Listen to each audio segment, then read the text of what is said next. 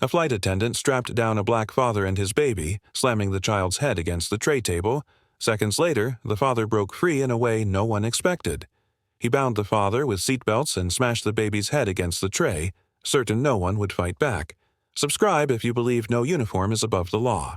The seatbelt clicked into place with a sharp metallic snap. Malik Turner adjusted the strap across his shoulder, then glanced down to check on his son. Caleb squirmed softly in the baby carrier, his tiny mouth opening into a yawn before curling back into a gentle pout. The baby's head, covered in a soft knit cap, rested against Malik's chest, rising and falling in sync with his father's calm, steady breathing. The cabin lights overhead flickered again, the hum of Crestvale Airways Flight 719 pulsing through the narrow space like a heartbeat. Malik didn't flinch. He'd flown enough to know what turbulence felt like, but this wasn't about air pressure. This was about staying composed in places that weren't made for him. He scanned the aisle from the corner of his eye, feeling the judgment hang in the air long before it reached his ears. He could hear the whispers 2 rows back, the subtle shifting of bodies, the tapping of a phone screen, the quiet sigh of a man who didn't want to sit near a baby. Malik was used to it, used to the side glances, the discomfort, the unspoken assumption that a black man flying alone with a baby must be a complication waiting to happen. But today, he had no energy for confrontation. His only goal was simple: get to Ralden City in one piece, keep Caleb calm, and avoid any unnecessary conflict. The baby seat beside him waited patiently as he loosened the straps, gently lifting Caleb from his chest and securing him into the carrier's cradle. Caleb whimpered, his legs kicking lightly, and Malik shushed him with the soft, practiced rhythm of someone who had done this 100 times before. "Just stay calm, buddy," Malik whispered under his breath, his fingers brushing over the baby's forehead. "This will all be over soon." But someone was watching. Flight attendant Derek Voss paused midway through his aisle check, his gaze landing sharply on Malik. His uniform was immaculate, white-collared shirt buttoned to the top, navy tie crisp, every step measured. But his smile didn't reach his eyes. It was the kind of smile Malik recognized from his younger days. Tight-lipped, performative, masking disdain. Derek tilted his head as if sizing Malik up, then moved on, but not before letting out a barely audible scoff. Malik caught it. He said nothing, but the seed had been planted. He glanced away, pretending to focus on adjusting Caleb's blanket. The threadbare fibers of his navy jacket brushed against the baby's arm, and Malik could feel his own tension rising. He didn't want trouble. Not here, not now. But he'd learned the hard way that trouble didn't care about timing. A few minutes later, Derek passed by again, checking overhead bins, offering curt nods to other passengers. His tone shifted depending on who he addressed, light and friendly with some, cold and clipped with others. When he reached row 12, he slowed, taking a step back. "Sir," Derek said, his voice low, pointed, "make sure that baby doesn't cry the whole flight." "We're on a tight schedule." Malik blinked. "He's fine," he said evenly, keeping his voice calm. "I've got him." Derek's lips twitched into a tight, humorless smile. "Just saying." "Let's not disturb the entire cabin." Malik didn't respond. He focused instead on tucking the blanket around Caleb again, noting how Derek lingered just a second too long before moving on. The cabin chatter returned, passengers unaware, or perhaps unwilling to acknowledge, the tension that had just ignited like a slow-burning fuse. As the engines began to rumble, Malik leaned back, his thoughts swirling beneath his composed expression. This wasn't the first time a uniform carried contempt, but something about Derek felt different, calculated, unsettling. He replayed the words in his head, the tone, the eyes that didn't blink when they looked at him. He turned his gaze out the window, watching as the tarmac blurred beneath them and the plane began to rise. Somewhere in the back, Caleb gave a short cry, then went quiet again. Malik exhaled slowly, shoulders tense beneath the worn fabric of his jacket. Unseen by most, Derek stood at the front galley, arms folded. He watched the rows through narrow eyes, his gaze returning to row 12 like a tether. His jaw clenched as he reached for the flight manifest, scanning something with quiet intensity. His finger stopped on a name. Malik Turner. A smirk crept across Derek's face, not the kind that greeted passengers, but one birthed from something meaner, deeper.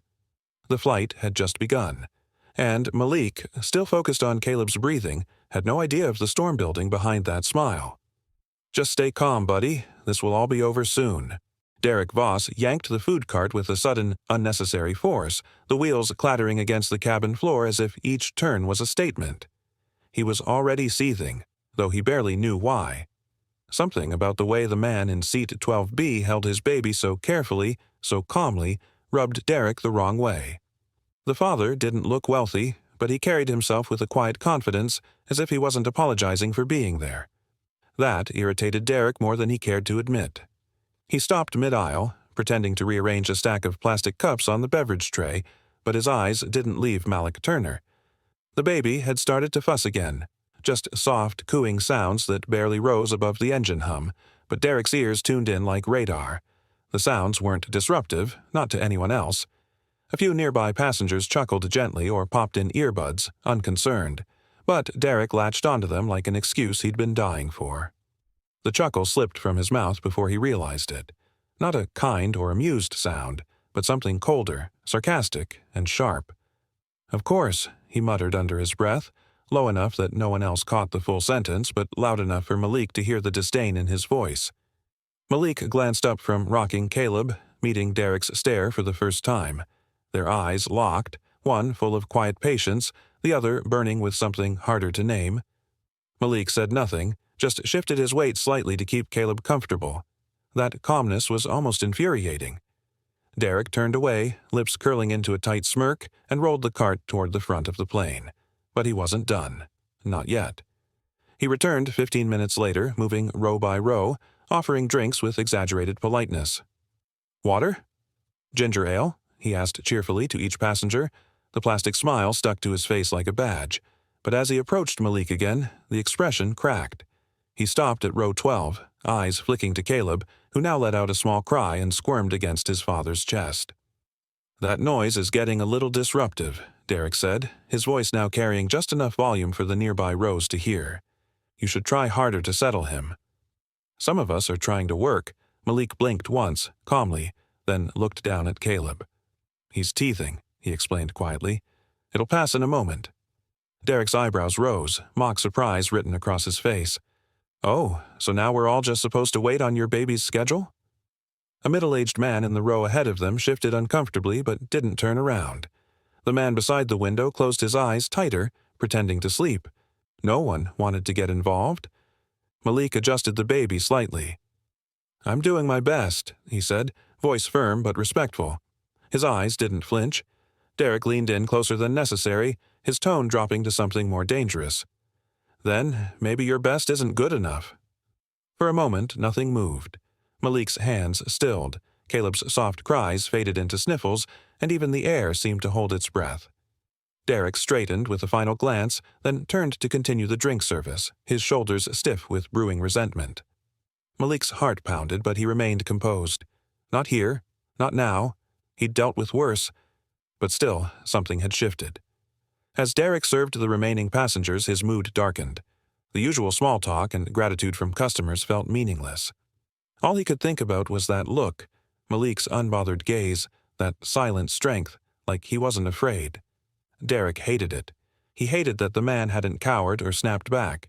He hated that he was still sitting there, holding his baby like he belonged in first class, like the rest of the cabin wasn't watching and judging. Or worse, accepting. Back at the front, Derek parked the cart and stood motionless, staring into the galley wall. He clenched his fists briefly, then forced his fingers to relax. No one had said anything to him. No one would. He was the crew. He had authority, rules on his side, uniform, badge, and if that baby kept crying, he'd find a reason to act again. The tension pulsed in the cabin like a slow drumbeat. Malik bounced Caleb gently, humming now, voice soft and soothing. Caleb responded, eyes beginning to flutter closed. For a second, it felt like the worst had passed, but Derek reappeared at the edge of the row again, this time empty-handed. "You're going to need to keep him quiet," he said flatly, no longer bothering to pretend. "I won't ask again." Malik turned slightly in his seat, still cradling Caleb, who had nearly dozed off. "He's not bothering anyone else," Malik replied, "and I am doing everything I can." Derek's jaw clenched. "Everything you can," he repeated mockingly, then leaned just a hair closer. "See, that's the problem. You people always think effort excuses results. Malik's expression didn't change, but his eyes narrowed slightly. For a flicker of a second, Derek hesitated, just long enough to realize that Malik wasn't intimidated. That realization made him snap inside, though he said nothing else. He turned again and stalked toward the back, his shoes clicking harder with every step. The cabin seemed colder now. The tension lingered even after Derek disappeared, like the aftermath of a lightning strike. Malik adjusted his seat slightly, gently shifting Caleb onto his lap instead of the carrier, and whispered into his son's ear, "You're okay." "We're okay," but his mind was not at peace. His objective was changing. He no longer wanted to just finish the flight quietly. Now he knew he might have to survive it. Passengers kept to themselves, but Malik felt the weight of their glances, some curious, others indifferent. He wasn't expecting help. He'd stopped expecting that a long time ago, but he also wasn't planning on being silent anymore, not if it meant his son would be harmed in the process. Derek was still fuming somewhere beyond the curtain, inventing reasons, justifications, whatever power trip would excuse his next move. Malik could sense it, the way an animal senses an approaching storm. The look in Derek's eyes wasn't about rules or order. It was something older, uglier. Malik pressed his lips into a firm line. Sometimes silence can be a shield, but silence also sharpens cruelty. "Keep that baby quiet, or I'll handle it myself," Derek Voss hissed, leaning over row 12 with a voice that was low but sharp enough to slice through the murmurs of the nearby passengers. Malik Turner blinked, stunned as the words settled like ash over the small space between them. Caleb stirred beside him, letting out a soft, confused cry. Malik's heart thudded. He kept his voice calm. "He's just a baby. He'll settle down." But Derek's smirk widened, his eyes glinting with something that went beyond irritation. With no warning, he lunged forward. Malik flinched, instinctively raising an arm, but it was too late. Derek grabbed the seatbelt straps and yanked them with brutal force across Malik's chest. The webbing cut into him like a vice. "Hey!" Malik gasped, trying to resist, but Derek was too quick, his movements mechanical, practiced, like someone who had done this in drills, just never with this kind of intent. In seconds, Malik was strapped so tightly into his seat he could hardly move. Gasps came from 2 rows behind. Someone dropped their soda can. A hush fell over the immediate aisle as passengers leaned sideways to get a better view, but no one spoke up. No one moved. "Sir, stop. He's not doing anything wrong," a man 2 seats across murmured, uncertain, but Derek ignored him entirely. His attention shifted downward. Caleb whimpered. That was all it took.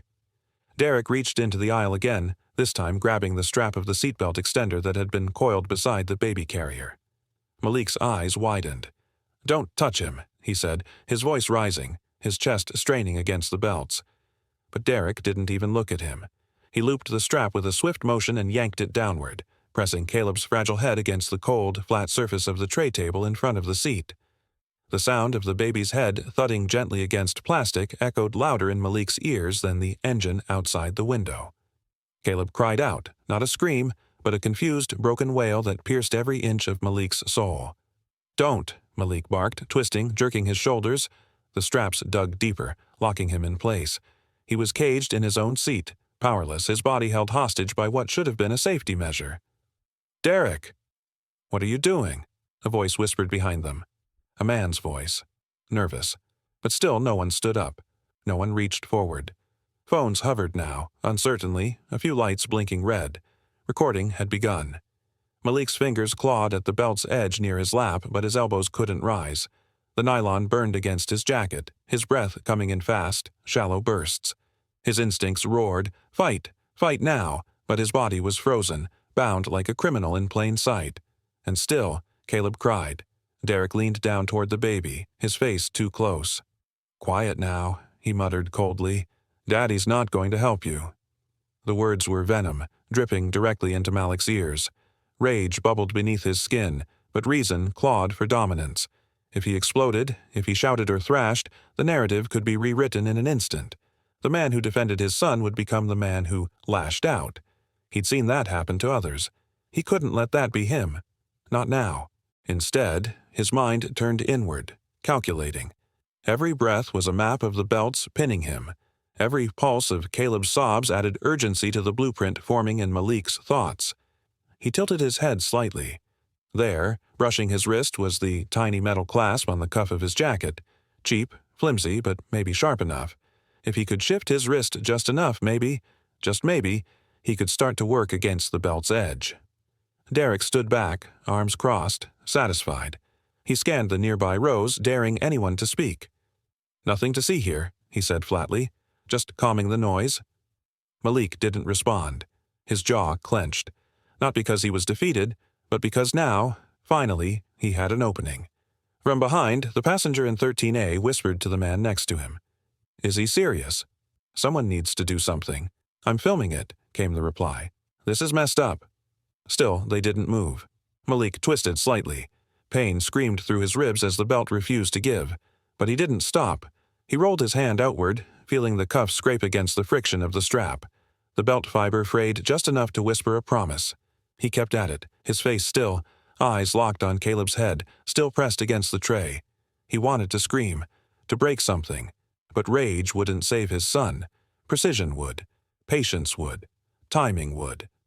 Derek turned his back, walking a few steps down the aisle, brushing past a passenger's knee on purpose, knocking a tray with his elbow. The small acts of cruelty painted a pattern. Malik watched him, breathing in silence, and continued grinding the cuff clasp back and forth, millimeter by millimeter. There was no more shock now, only clarity. If he couldn't free himself, he'd watch his son suffer, and he would not allow that. And yet, no matter how many eyes saw what was happening, they remained in their seats, bound not by belts, but by fear. But Malik Turner had endured worse, and every obstacle, every indignity, had only taught him how to wait, how to survive, how to outthink. "This seat may hold my body," he thought, "but my mind is already breaking free." The tray rattled slightly as Caleb shifted, still pinned. The sound ignited another fire in Malik's chest. He gritted his teeth. He would break free, not in anger, but in calculated, deliberate action. And when he did, the man who thought he controlled this cabin would realize just how wrong he was. When strength is shackled, desperation becomes the sharpest weapon. The tray table slammed into Caleb's forehead with a dull, heart-stopping thud.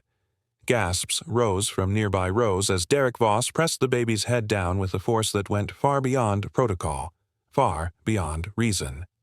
The infant's wail tore through the cabin, high-pitched and raw, the sound of a child in pain and terror.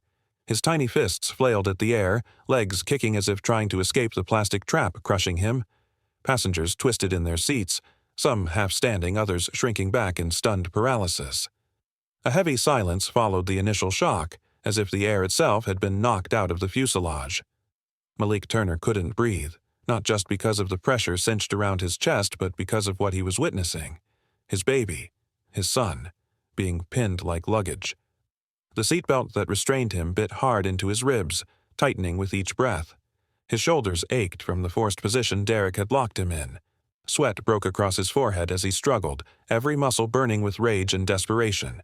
He tried to move his arms, to reach for his son, to scream, but the belt across his torso held him with brutal efficiency. His head turned sharply toward Derek, who stood like a warden, eyes burning with a twisted sense of authority. "You want the cabin quiet?" Derek spat, sneering as he pressed harder on the tray. "Then keep him quiet." Malik's lips parted, but no words came out, only breath, raw and thin. His entire body screamed to act, to resist, to protect. But his body was caged, and the man hurting his son stood unchallenged, drunk on power and above consequence. Across the aisle, a man in a gray hoodie lifted his phone just above his tray table, his hands trembling as he pressed record. He didn't say a word.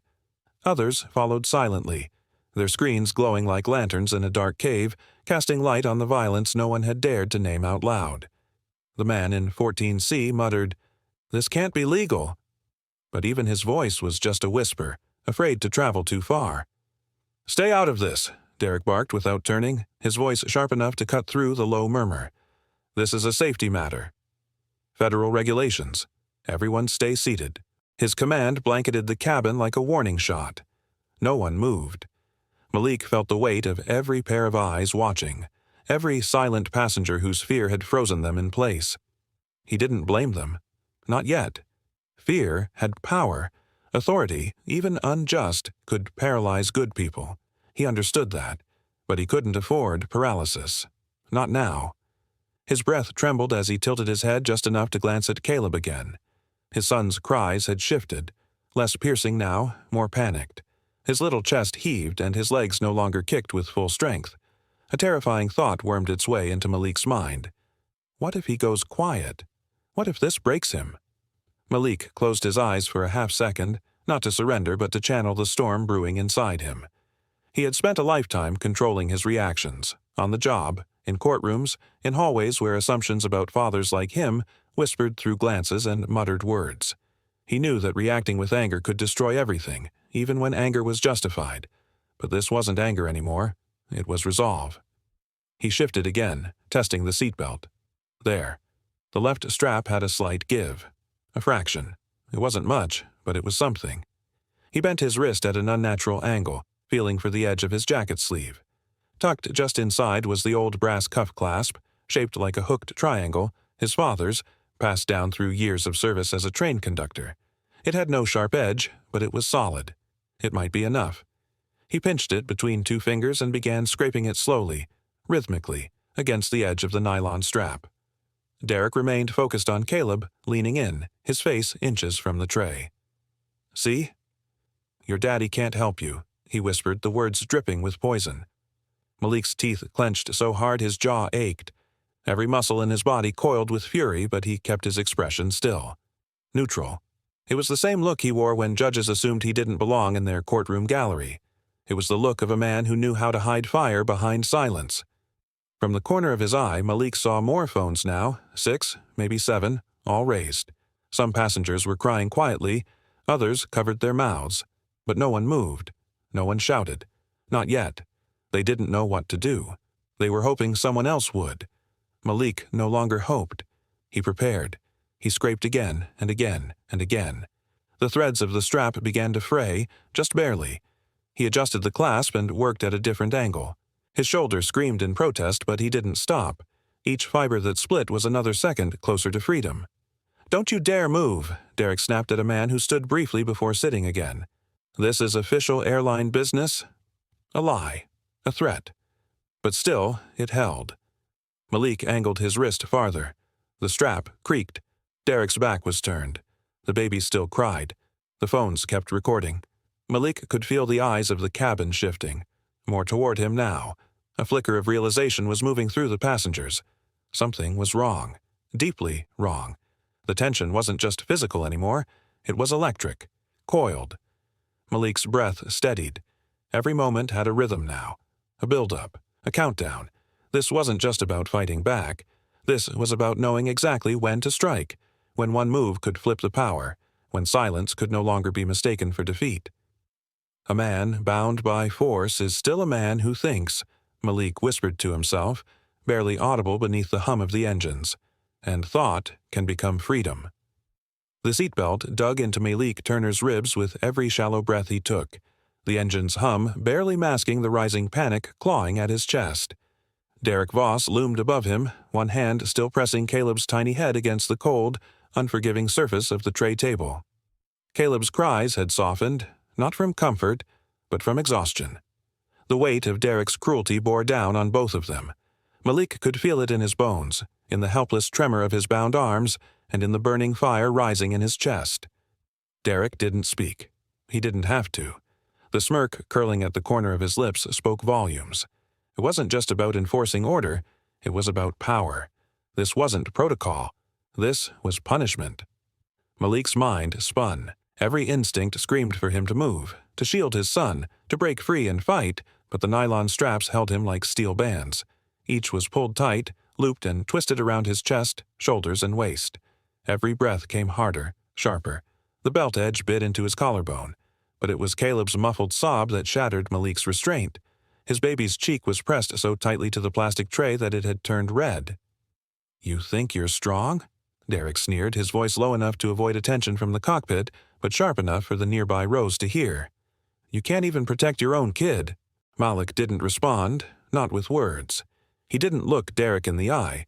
He had learned long ago that confrontation without leverage was wasted energy. Instead, he let his gaze shift downward, as if in defeat. But inside, something had already shifted. His mind, the only thing Derek hadn't bound, began to work. He tilted his wrist, slowly, carefully. He remembered the tiny clasp on the cuff of his jacket, a decorative button, but with a sharp edge of metal. He had never given it much thought until now. He tested it once against the belt. Just a flick, just a scratch. The tension held, but it left a mark. Malik angled his wrist again, this time dragging the clasp hard across the nylon strap. His motion was small, hidden beneath the edge of his coat, and matched the rhythm of his movements to his breathing. He let out a long, quiet exhale, and on the inhale, scraped again. A thread frayed. Derek turned slightly, scanning the aisle. He seemed more interested in the passengers now than the man he had tied down. Perhaps he assumed the moment had passed, that the fear in the cabin had sealed his control. He couldn't see the silent phones tucked beneath tray tables. He couldn't hear the shutter click of quiet cameras. But Malik could feel it, eyes watching, evidence building. Still, no one moved. No one stood. The silence remained suffocating. Another scrape. Another thread loosened. Malik could feel it. The strap across his chest no longer held as tight. His breath deepened slightly, allowing him just enough movement to twist his shoulder. Caleb let out a soft hiccup, his voice cracking. Malik's heart shattered at the sound. There was no more time. His hand worked faster now, but never frantic. He gritted his teeth, forcing every motion to remain small. The belt fibers began to give. He felt the tension loosen by fractions, just enough to shift his right arm beneath the seat. The moment reminded Malik of something he had once told his brother during basic training. When you're cornered, you don't panic. You plan. Fear is just a fog. You move through it. He tested the belt again. It gave, slightly, but enough. Derek moved closer once more, frowning as Caleb coughed from the pressure. "If you don't keep that thing quiet," Derek muttered, "I will." Malik's fingers closed into a fist behind his coat, not in rage, but in readiness. The belt across his waist was still taut, but not invincible. He shifted his legs, grounding his feet beneath the seat, feeling the vibrations of the plane tremble through the soles of his shoes. One last scrape. The threads finally split. It wasn't a loud snap, just a soft pop.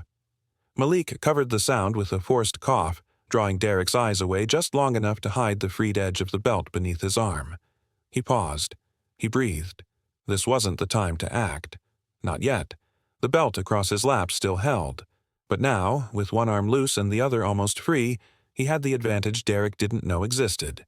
And Derek, so full of confidence, so consumed by the illusion of control, turned away once more, rolling the beverage cart forward down the aisle, humming faintly as if the screams behind him had never happened. Malik flexed his arm. He could feel the blood flowing back into his wrist, feel the strength returning to his fingers. He looked down at Caleb.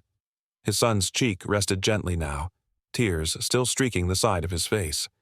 His small fingers gripped the edge of Malik's coat, searching for safety, for warmth, for protection. "I've got you," Malik whispered under his breath. "I promise." The final strap still held him down, but he had already won the first battle. His arm was free. His mind was clear. His body, once a prison, was becoming a weapon. The plan was forming, and Derek didn't have a clue. Every movement from this moment forward would count.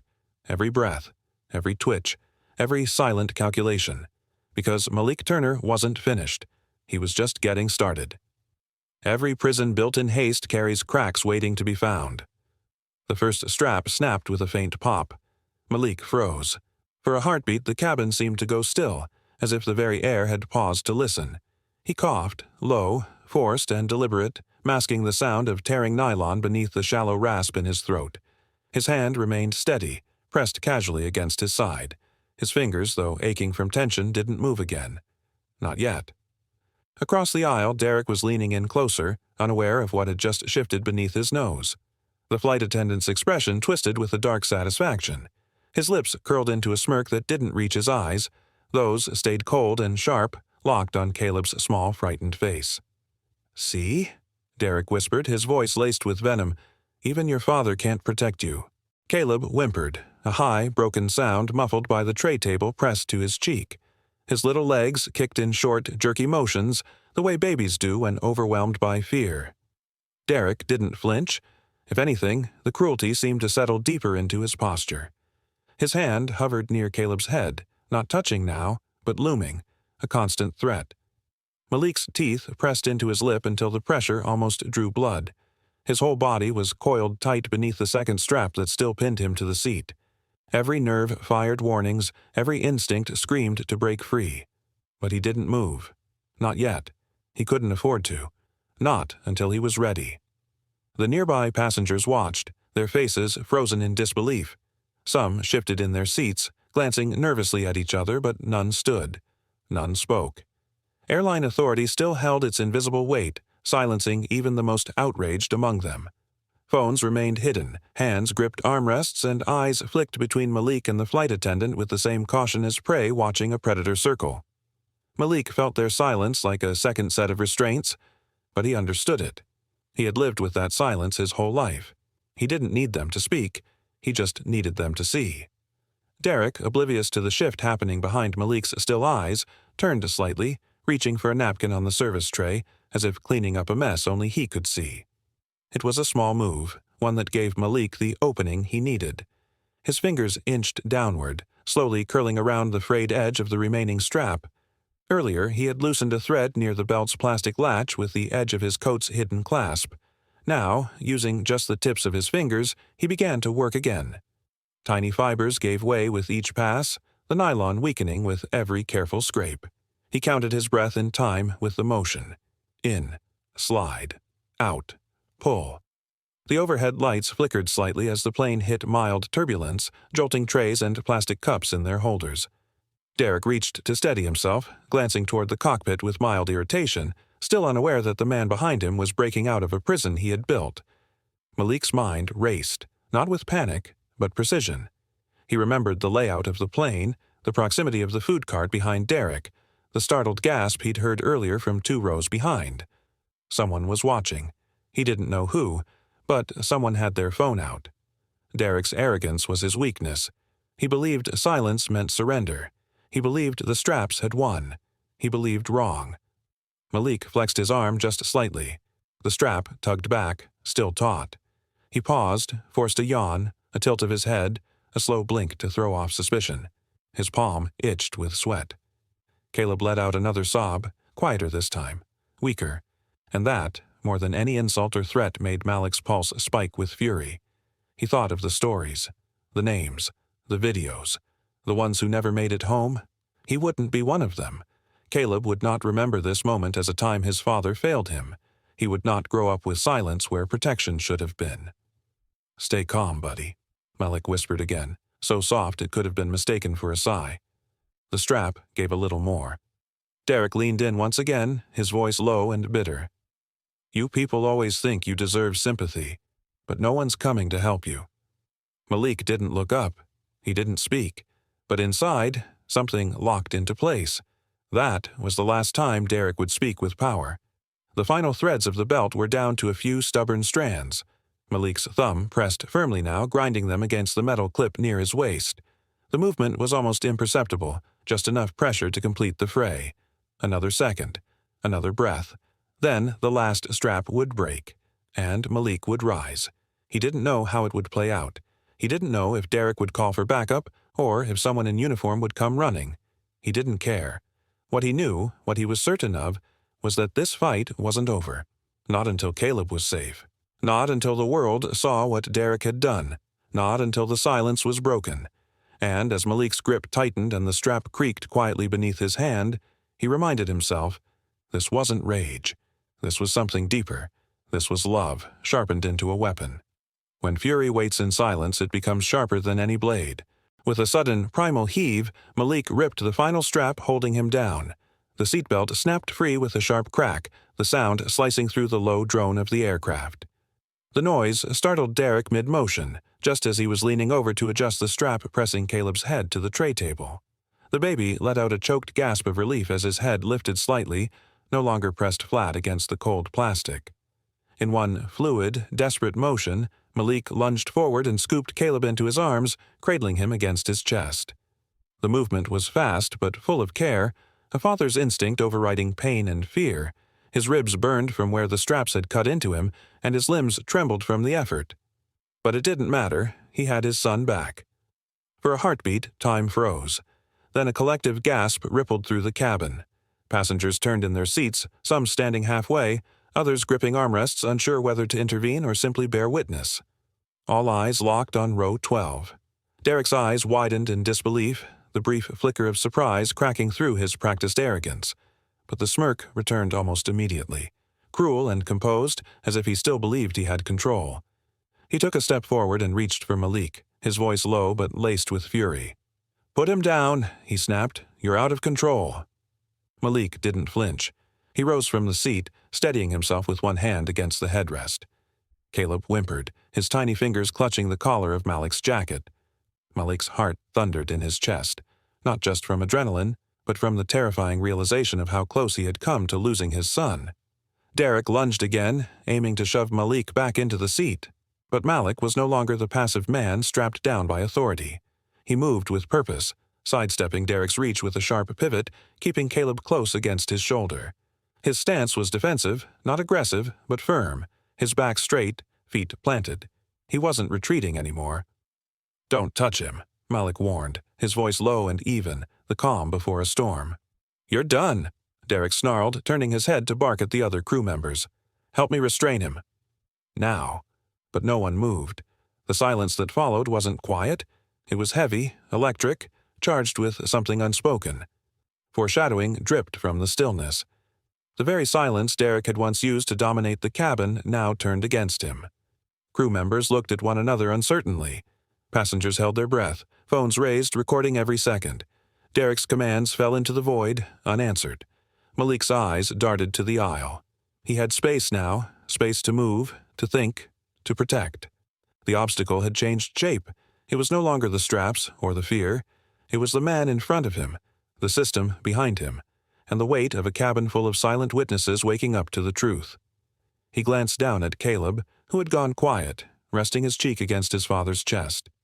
His soft breathing was a steady reminder of what was at stake. Malik wouldn't let that calm be shattered again. He wouldn't allow Derek another inch of power.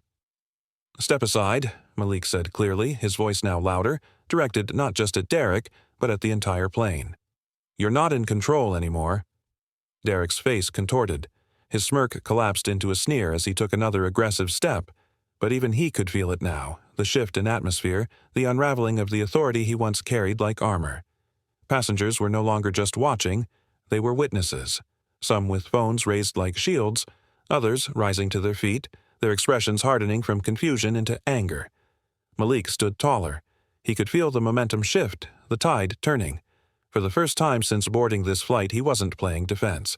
He was dictating the next move. He took a slow step forward, just enough to make Derek flinch.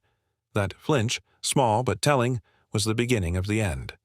Around them, the murmurs began, not just whispers but fragments of protest. This is too far. Is he seriously going after a baby? Someone stop this guy. And still Malik kept his focus locked on Derek. His breathing was controlled now. Every nerve in his body was alert but not frantic. He knew this wasn't over. Derek would try again. He could see it in the man's twitching hands, the tight pull of his jaw, but the next time would be different. Malik wasn't the only one watching now. The entire plane had become a courtroom, and Derek was on trial. Malik shifted Caleb slightly, protecting his son with the curve of his arm. Then he glanced at the nearest phone camera and spoke with quiet strength. "You saw what he did." The words weren't shouted, but they didn't need to be. They were clear, firm, undeniable. And with them, Malik sent a message to Derek, to the cabin, to the world outside this plane that would soon be watching every second of this footage. The balance of power had changed, and it had changed for good.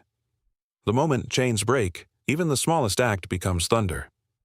He thought beating a black CEO and his child mid-flight would go unanswered, but justice doesn't stay silent. If you believe every act of cruelty must be answered, hit subscribe. Justice starts here. The metal food cart came crashing forward without warning, its heavy frame rattling along the narrow aisle before slamming into Malik Turner's left hip. A sharp jolt of pain surged through his side, nearly knocking him off balance. He grunted through clenched teeth, tightening his grip around Caleb, who let out a startled cry. The sudden force made the baby flinch, pressing his face deeper into his father's chest.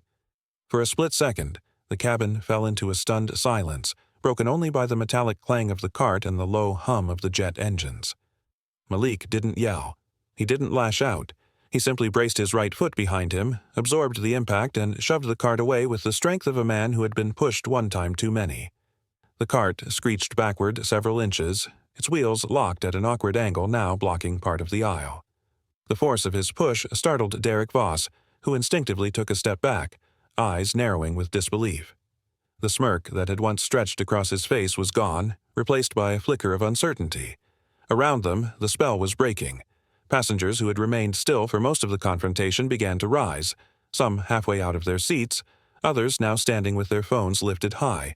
The glow of multiple screens cast a digital glow across the dim cabin, each lens recording, each hand shaking with adrenaline and disbelief. The passengers weren't just watching anymore, they were bearing witness. Malik's breath came in slow, controlled bursts. Every inhale seemed to carry the weight of every insult, every restraint, every second he'd spent bound to a seat while his child suffered. He stared straight at Derek, who now looked less like a man in command and more like a boy caught red-handed. Derek's chest rose with sharp breaths. He scanned the faces around him, men with furrowed brows, men gripping seatbacks, men with expressions of rising outrage. The illusion of control he had wielded so smugly was dissolving with every second. "You don't touch my son again," Malik said, his voice low but laced with steel. The calmness in his tone was more terrifying than any shout. His knuckles whitened around Caleb's back, but his posture remained upright, unmoving. He was not threatening. He was promising. Derek scoffed, a twitch in his jaw betraying the tremble he was trying to hide. "You're escalating this," he muttered, though it was clear the words were meant more for himself than for Malik.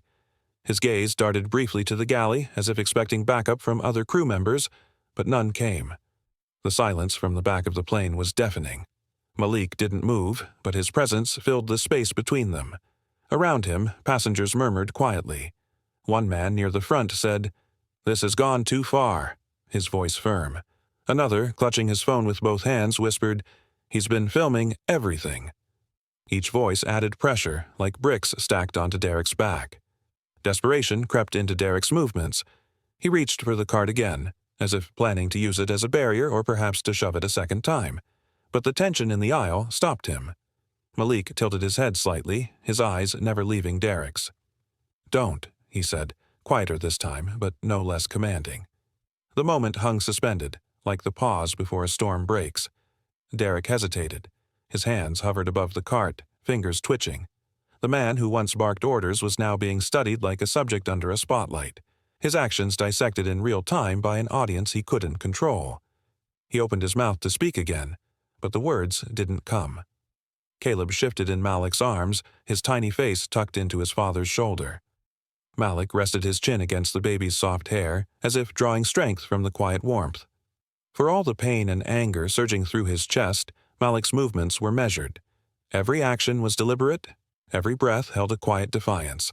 The belt bruises still throbbed around his ribs, but he stood tall, unbroken. The tide had shifted. Phones now captured not only Derek's aggression, but Malik's quiet resistance, the calm of a man who had been violated but refused to be victimized.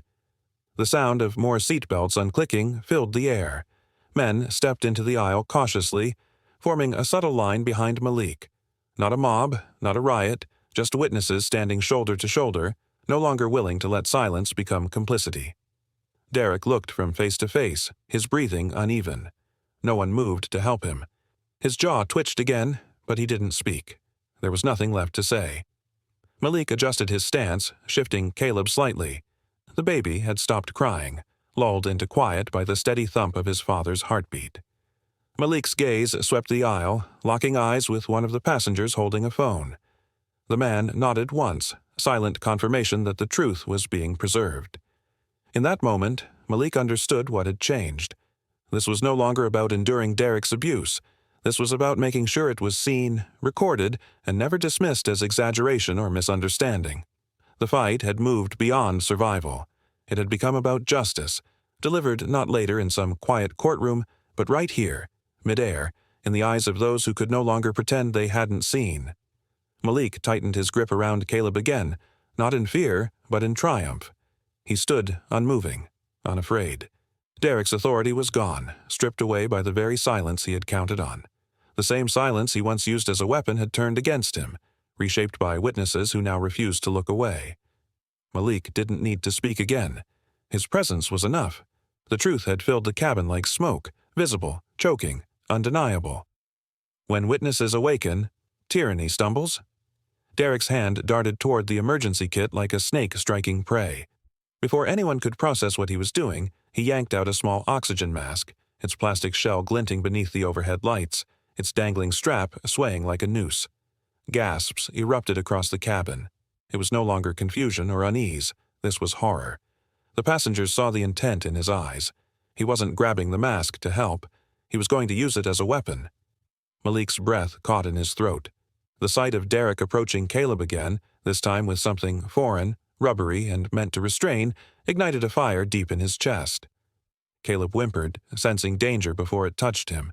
His tiny body curled tighter into Malik's arm, as if trying to vanish from the world. Malik's eyes locked on Derek's hand, reading his movement before it happened. No, Malik muttered under his breath, but Derek was already lunging forward. The moment slowed. Malik's left hand, the one not cradling his son, shot out like a reflex born of instinct and rage. He caught Derek's wrist midair, stopping it inches from Caleb's head. The collision of muscle and bone echoed through the aisle with a sharp crack. Derek's eyes widened, more from shock than pain, as Malik twisted his arm with surgical precision, forcing the mask from his grip. The plastic device clattered to the floor, spinning before coming to a stop beneath the galley cart. A collective intake of breath swept through the passengers like a wave. Derek howled, the strain shooting up his arm. "Let go of me," he barked, voice cracking under the pressure. But the confidence was gone. It was fear now, raw, unfiltered. The bravado that carried him through this twisted power trip had finally snapped. He wasn't in control anymore. Malik stood fully upright, his chest heaving, the adrenaline roaring in his veins like a second heartbeat. His knuckles were white as he gripped Derek's arm, forcing it down. His voice was low, but the weight in it was enough to freeze the air. "You don't touch my son." The cabin was still. Every eye was on them. Every phone was recording. Somewhere behind them, someone whispered, "Is he serious?" "He tried to put that thing on the baby?" Derek squirmed, trying to wriggle free, but Malik stepped forward, never loosening his grip. He shifted his body, placing Caleb safely behind his left shoulder, shielding the infant from the man who had tormented them for the last hour. Caleb's cries softened, his breath hitching in Malik's ear, as if the boy sensed the storm had turned. "You think you can just do this?" Derek hissed, his voice a desperate rasp. "You think you can put your hands on me and walk away from it?" Malik didn't answer. He didn't need to. Instead, with a force that came not just from strength but from everything he had endured, every second of silence, every insult swallowed, he shoved Derek backward. The flight attendant staggered, crashing against the bulkhead wall with a dull thud. The loose compartments above rattled. One tray slid forward and clicked against its plastic lock. Derek groaned, slumping against the wall, arms limp at his sides. The sound of his collapse wasn't just physical, it was symbolic. The collapse of control, of power, of fear. He looked smaller now, like a man exposed beneath his uniform, stripped of his false authority. Malik stood still, his body trembling from the release. Caleb pressed his cheek into his father's collarbone, soothed not by lullabies but by the warmth of safety. The danger had not disappeared, but it had changed direction. Around them, passengers began to stir. A few stood slowly, cautiously, as if unsure whether the rules still applied. Others whispered, some in awe, some still processing the gravity of what they had witnessed. Phones continued to roll. The cabin was no longer a place of silence and submission. It had become a stage for truth. Derek opened his mouth, perhaps to reclaim some shred of control, but nothing came out. He looked not at Malik, but at the passengers, at the witnesses, and he knew, whatever story he would try to tell later, it would already be too late. Malik didn't speak again. He didn't raise his voice. He didn't need to. His action had spoken louder than any threat Derek could throw back. He turned slightly, pressing a hand over Caleb's head, a protective instinct woven into muscle and memory. His chest rose and fell slowly, every breath reclaiming what had been taken. The oxygen mask still lay on the floor, forgotten but not insignificant. It would be a symbol, later, of what Derek had tried to do, and of the moment Malik had stopped him. And Caleb, eyes fluttering, drifted into silence against his father's chest, not from fear, but from comfort. The balance of power had shifted, the fear had broken, and the line between witness and warrior had vanished. The man who was bound now held the storm in his hands.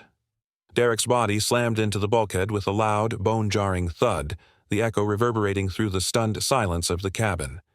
Overhead compartments trembled from the force, one popping ajar with a soft creak, its latch broken loose. For a heartbeat, everything paused, the air thick with disbelief, the weight of what had just happened sinking into every passenger's skin like a sudden drop in cabin pressure. Then came the eruption. Voices rose, sharp and urgent. "That man attacked them," someone shouted from row 16. "Call the captain," another passenger yelled, their voice trembling with anger. The once docile witnesses, who had sat frozen behind their tray tables in fear and uncertainty, now surged with energy, some standing halfway out of their seats, others fumbling with phones that had long since started recording. Malik stood in the aisle, his chest rising and falling beneath his rumpled shirt, one arm wrapped protectively around his son, Caleb, who clung tightly to his father's collar. His other hand pressed firmly against Derek's shoulder, pinning him against the cold aluminum wall with unwavering force. Derek thrashed against it, his face red with fury, his limbs jerking like a puppet cut from its strings. He barked half-baked threats that cracked under the weight of his own panic. "I'm a federal employee. You'll regret this," Derek spat, his voice uneven, pitched more in desperation than control. Malik didn't flinch. "You touched my son," he said, his voice low but commanding, each word pronounced with a calm finality that carried through the rowdy air. "That ends here." Derek tried to twist free, but Malik's grip was unrelenting. Caleb whimpered against his father's chest, sensing both safety and danger in the same heartbeat. Malik angled his body slightly, shielding his son more fully as he scanned the cabin. Eyes, dozens of them, were trained on him, some wide with shock, others hardened with solidarity. But Malik knew better than to mistake a public outrage for lasting justice. He could feel it already, the shift that would come the moment uniforms walked on board, the questions that would skew toward compliance, toward control. The system had a way of flipping the truth, especially when the aggressor wore a uniform and the victim didn't match the story others expected. He had seen it before, felt it before. If he lost his temper, if he struck Derek again or raised his voice too loud, it could all crumble. Malik's jaw tightened. His muscles burned with the effort of restraint, not just physical but emotional. Every insult, every second he'd spent bound and helpless, every scream from Caleb pressed against that tray table, it all screamed for revenge, for release. But he didn't yield. Behind him, a man from row 10 called out, "I got the whole thing." This guy assaulted both of them. Others murmured agreement. Cameras stayed fixed, blinking red like sentinels of truth. Still, Malik knew the tide could turn with one mistake. He adjusted his stance slightly, breathing deep through his nose, forcing his anger into a cage just tight enough to contain it. Caleb stirred in his arms but didn't cry. Even the child could sense the delicate tension still thick in the air.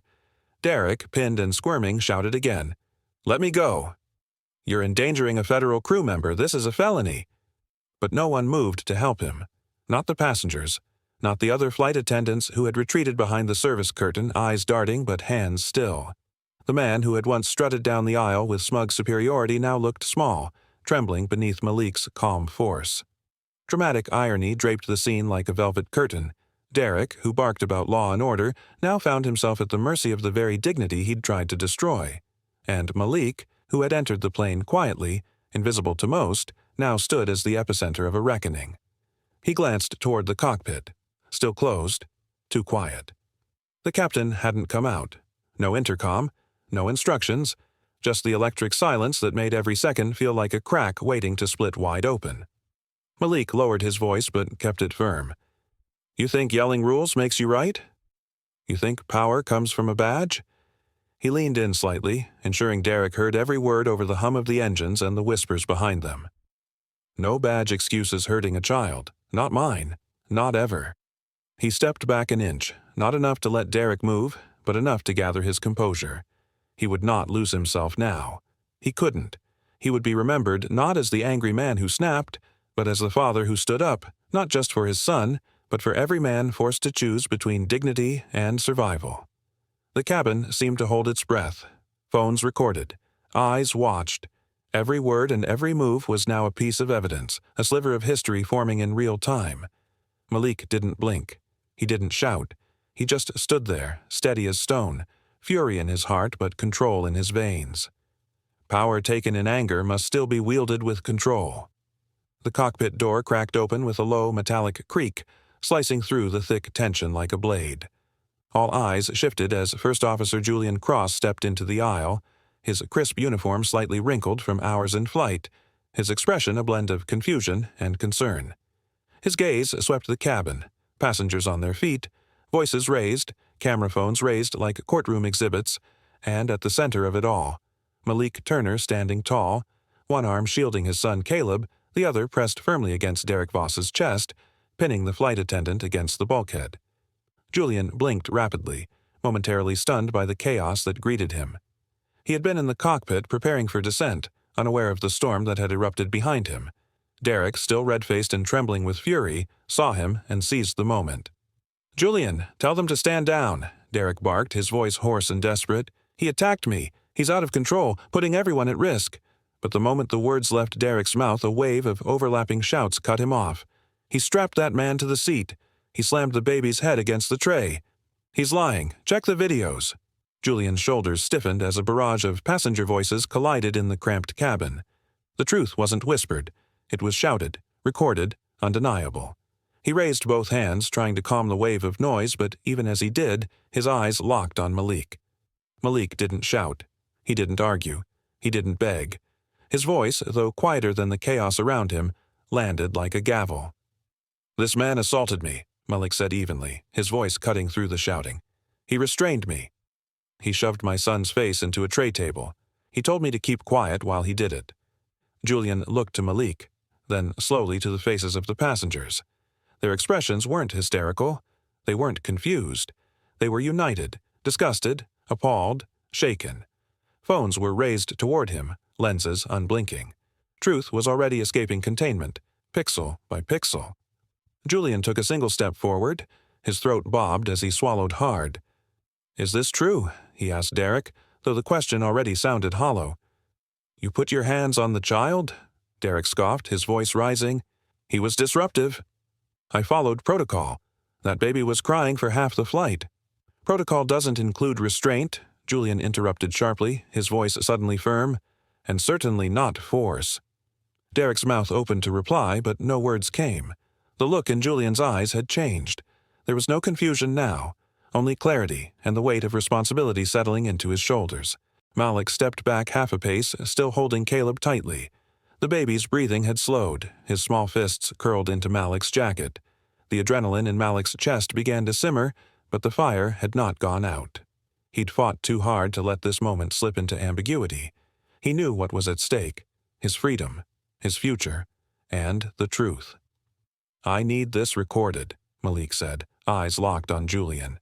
"Right now.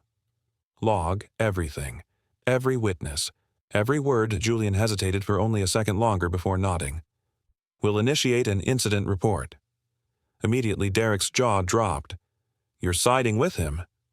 After all these years, you're choosing this over me?" "I'm choosing what's right," Julian replied coldly. He turned back toward the cockpit and keyed the radio. "Captain Price, prepare the log. We're documenting an onboard assault. Crew initiated. Request emergency protocol on landing." Derek staggered forward as if he'd been struck. The betrayal was deeper than anything Malik could have inflicted. The man who once barked orders down the aisle now stood silent, stunned, his authority crumbling beneath the weight of witness accounts and unfiltered evidence. Malik watched the shift happen in real time. The cabin, once filled with quiet tension, now simmered with vindication. There was no more shouting, no more confusion. Just the steady realization that justice, though slow to wake, had finally opened its eyes.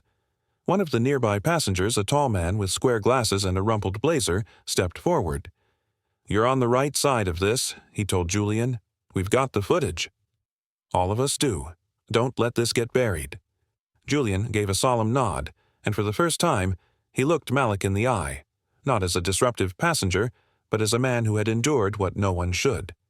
Respect passed between them, silent but understood. Malik didn't speak again. He simply shifted Caleb higher on his shoulder, feeling the boy's head rest peacefully against his neck. He had made it through the worst. But he knew the fight wasn't over. Derek, slumped now against the cabin wall, glared with a quiet rage, but his silence spoke louder than any lie he could muster. The cabin lights flickered again, not from turbulence, but as if the plane itself was catching its breath. Julian stepped back into the cockpit, his voice echoing faintly over the intercom as emergency protocol was initiated. Malik remained standing in the aisle, 1 foot forward, as though already preparing for what came next. The power had shifted, and the moment was sealed. When truth finds its witness, even allies become strangers. The emergency lights painted streaks of red and blue across the windows as the aircraft came to a jarring halt on the tarmac at Halewood Airport. Sirens wailed softly in the distance, growing louder as airport police cruisers and paramedics surrounded the aircraft. The cabin remained in stunned silence for a moment longer before the overhead chime signaled that passengers could begin to disembark. But no one moved, not yet. All eyes were on Malik Turner. Malik rose slowly from his seat, his body sore and his side aching from where the food cart had slammed into him.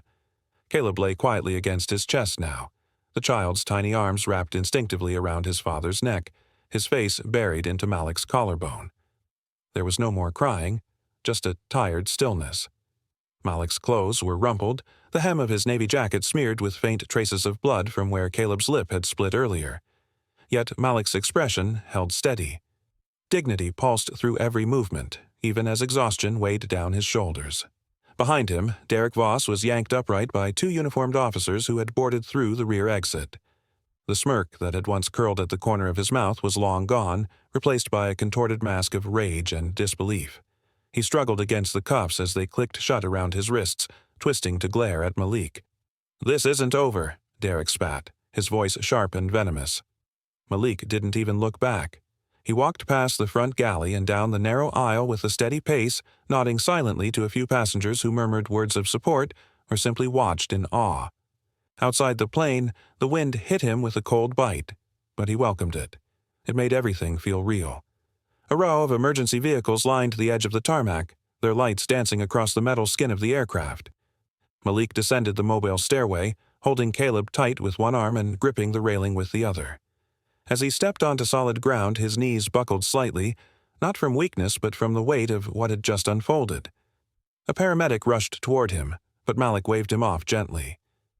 "I'm okay," he said quietly. "Just need a minute." Officers approached to take statements, but before they could reach him, the terminal doors burst open and passengers began pouring into the building. The buzz of voices rose sharply. Phones were out, screens glowing with already uploaded clips and photos of the assault. The narrative had escaped the airline's control. Derek's threats now echoed like hollow wind in the face of digital truth.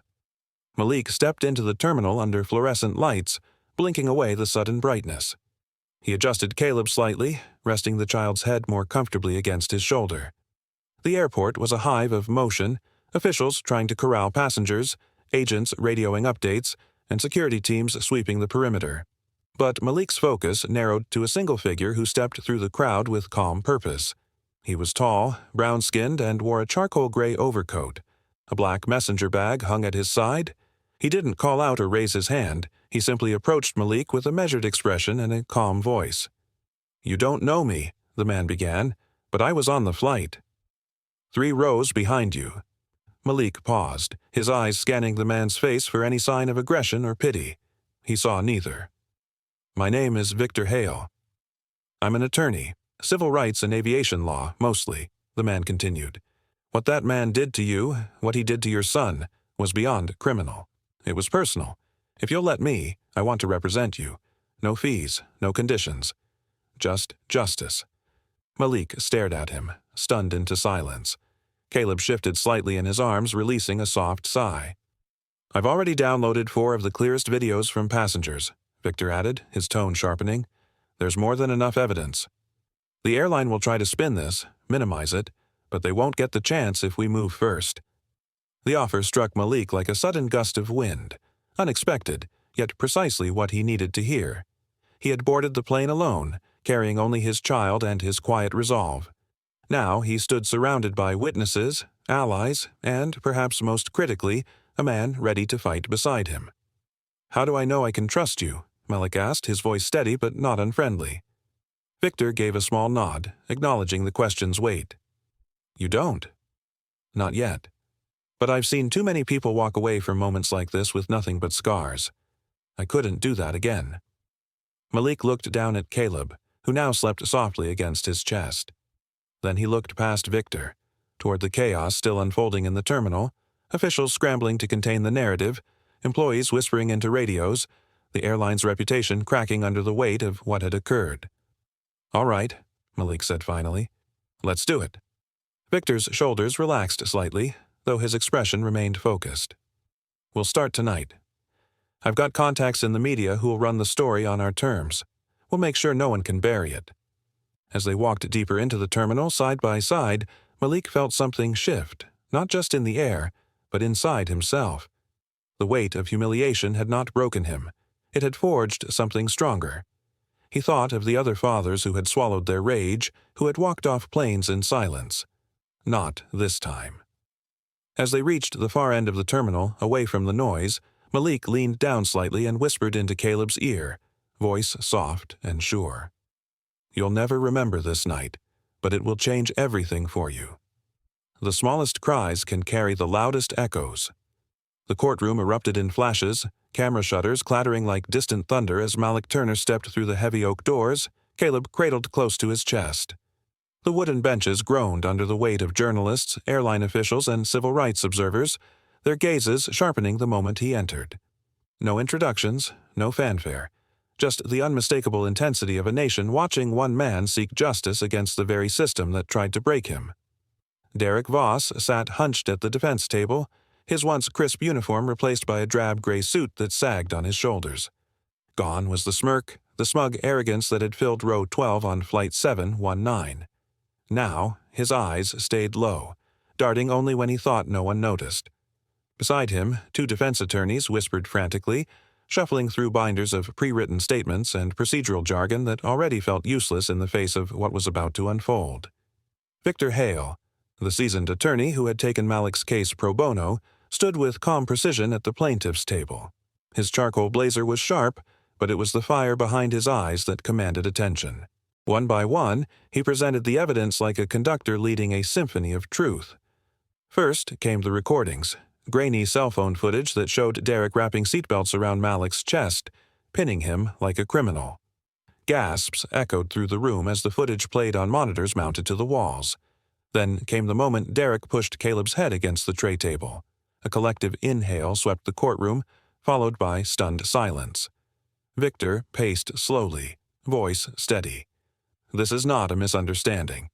This is not a miscommunication at 30,000 feet. This is the violent abuse of a father and his child by a man trusted with authority." He let the words hang, like a gavel poised in midair. The judge, a stoic man with a silver mustache and a reputation for measured rulings, sat upright, elbows braced on the bench. His expression gave nothing away, but his fingers tapped slowly against the polished wood, every beat a measure of rising tension. Then came the passengers. One by one they testified, voices trembling at first but growing stronger with each sentence. An older man recalled Malik's calm restraint. A young college student described how Derek's voice had dripped with contempt. A flight attendant from another airline stated under oath that Derek's behavior was not just unprofessional, but criminal. Each witness became a nail in the coffin of Crestville Airways' defense. Through it all, Malik remained composed, his hand resting lightly on Caleb's shoulder as the boy slept in his stroller beside him. But inside, Malik's thoughts spun like wildfire. He remembered the silence of the cabin, the pressure of the seatbelts biting into his ribs, the helplessness in Caleb's tiny eyes. And now, he stood unshackled, not just physically but publicly. When it was time for him to speak, the courtroom held its breath. Malik rose and adjusted his tie, his voice calm but resonant. "I didn't come here just to tell my story," he began, scanning the room. "I came for every father who's ever been told to sit down and take it. For every child whose cry was ignored, for every quiet man whose silence was mistaken for weakness." He paused, eyes settling briefly on Derek, who refused to meet his gaze. I fought not just for my son, but for every father who has been silenced." The judge nodded once and then leaned forward. His voice was firm, decisive. "The court finds in favor of the plaintiff, Mr. Malik Turner. Crestvale Airways is hereby ordered to issue public apology, financial restitution, and to implement immediate internal reforms including oversight boards, accountability reviews, and mandatory crew retraining protocols." The gavel dropped, final and absolute. The courtroom didn't cheer. It didn't need to. The power of the moment pulsed through the silence like a thunderclap. Outside, the building swarmed with reporters and flashing lights. Caleb stirred in his stroller as Malik exited the courthouse, his posture tall, his breath steady. A microphone thrust toward him, but he held up a hand and stepped aside. Beside him, Victor Hale walked silently, his briefcase swinging at his side like a closed book with more chapters to write. A few feet away, Derek was led down the marble steps by his attorneys, eyes squinting against the cameras, mouth pressed into a tight line of shame. This time, the nation watched not his cruelty, but his reckoning. A young journalist reached out toward Malik. "What do you want people to remember about today?" Malik crouched beside Caleb, adjusted the blanket over his tiny legs, and leaned close to his son's ear. "You'll never remember this night," he whispered softly, "but it will change everything for you." He rose and faced the crowd, his voice calm and final. "From the seatbelts meant to bind came the freedom to break chains for others." Seconds later, the father snapped free. The same cabin that echoed with screams shook with his fury. If you stand for protecting the innocent and demanding accountability, subscribe now. Together, we rise. Disclaimer: the story you just watched is fictional. It portrays extreme abuse, racism, and the misuse of authority to emphasize the devastating impact of violence and discrimination. Its purpose is to raise awareness, evoke empathy for victims of injustice, and spark dialogue about accountability and the urgent need for systemic change.